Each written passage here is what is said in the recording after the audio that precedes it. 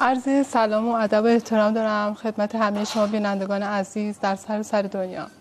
انشالله که حالتون خوب باشه و از اینکه یه بار دیگه در خدمتتون هستم خیلی خوشحالم. امروز من براتون آموزش شفق دوزی رو دارم. خیلی هنر قدیمی هستش، هنریه که قبل از دوران صفویه رواج داشته در ایران و در دوران صفویه چون سرمه‌دوزی خیلی رواج داشت، تلفیق این دوتا هنر با هم دیگه بسیار زیبا بود و مناسب برای لباس‌های دربار، حالا لباس‌های مجلسی، مهمونی و بیشتر برای تاجر استفاده می‌کردن که در حال حاضر توی کشورمون خیلی باب شده و خیلی خانم‌ها میپرسن که من امروز تصمیم گرفتم آموزش هنر شفق دوزی یا عثمان دوزی رو بدم. یه سری لوازم مورد نیاز ما میخوایم، از جمله سرمه که خیلی مهم هستش که من اینجا گذاشتم، نگین‌های متری که حتما باید اینا نگین‌هایی باشه که متری باشه و ممتد باشه، در ادامه همدیگه باشه و سنگ هایی که سوراخ سوزن نداشته باشه، چون ما اصلا با سوزن کار نمی کنیم، بیشتر با همون کاریه که با چسب انجام میشه. نگین های مختلف هست، نگین های تخت، یراق، قیتون و زنجیر ساچمه‌ای که همون نقطه نقطه میشه. چسب میخوایم، شیشه و در آموزش های بعدی من انشاءالله برای هر کدوم از درس ها اون مواد لازمی که ما نیاز داریم و حتما خواهم گفت. خب طریقه کار رو من ترتیبش رو توضیح میدم. ضمناً ما یه شیشه هم میخوایم برای کارمون، نسبت به اون حجم کار، بزرگی کار شیشه هم میخوایم.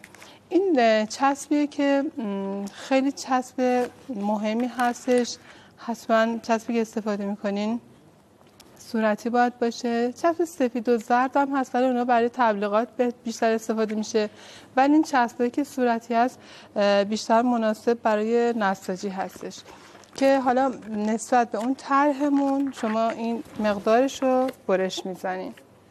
طرحهای مختلف، شما طرحهایی رو که میخواین به دست بیارین یک دور تو خونه بزنین، کاملا متوجه میشین روی فرش‌ها، پرده‌ها، تمام خطوطی که شما میبینین اینا همه نقشه‌ای هستش که ما میتونیم استفاده کنیم.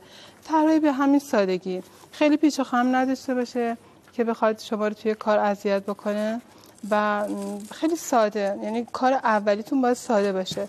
من اینو میچسبونم به پشت، یعنی کار رو به این حالت به پشت شیشه میچسبونم.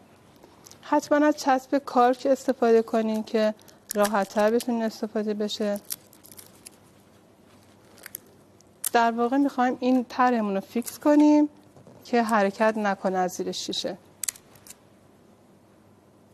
به این حالت کافیه برش دیگه، چون طرحمون خیلی بزرگ نیستش.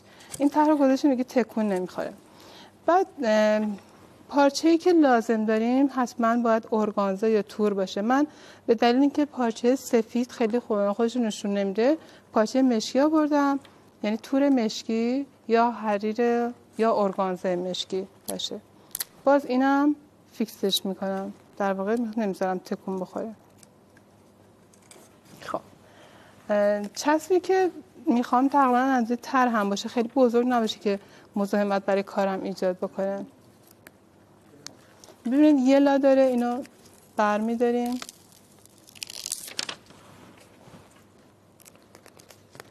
خیلی با دقت روی کار می‌چسبیم.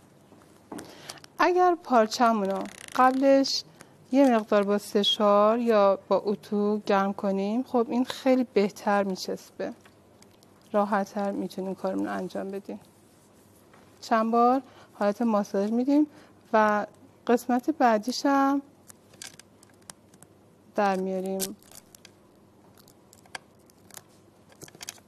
ببینید این ورقه بعدیش.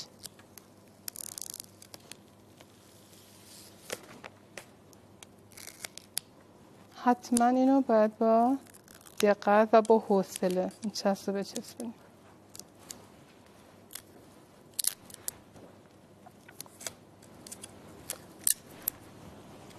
که بتونیم کار رو انجام بدیم. خب از نگین متری استفاده میکنم. و یکی از لوازم مورد نیازمون هم پنس هستش. به این شکل شروع میکنم. به نگین های مچی فشرده هست و نیمه فشرده که هر دوتا استفاده میکنیم ما توی کارمون. بهتره که مواد لازممون رو تو دستمون بگیریم چون چسبمون خیلی قویه، سریع ممکنه اینا رو به هم دیگه بگیره.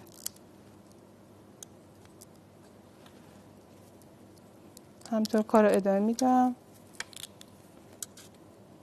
کسایی که خیلی دوست ندارن کار سوزندوزی رو انجام بدن، این یه کار خیلی سبک و راحتی هستش، به هیچ وجه با شستشو از بین نمیره و خیلی راحت میتونین از این کار برای لباساتون استفاده کنین.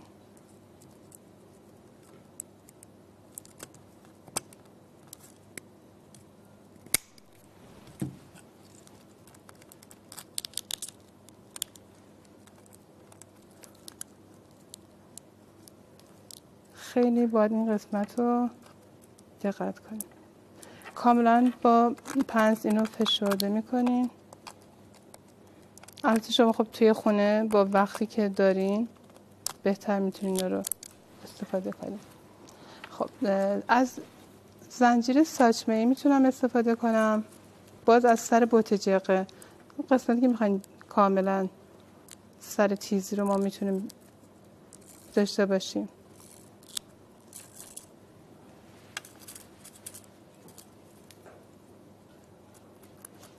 کاملا کنار همدیگه باشه، روی همدیگه نباید باشه، حتما کنار همدیگه.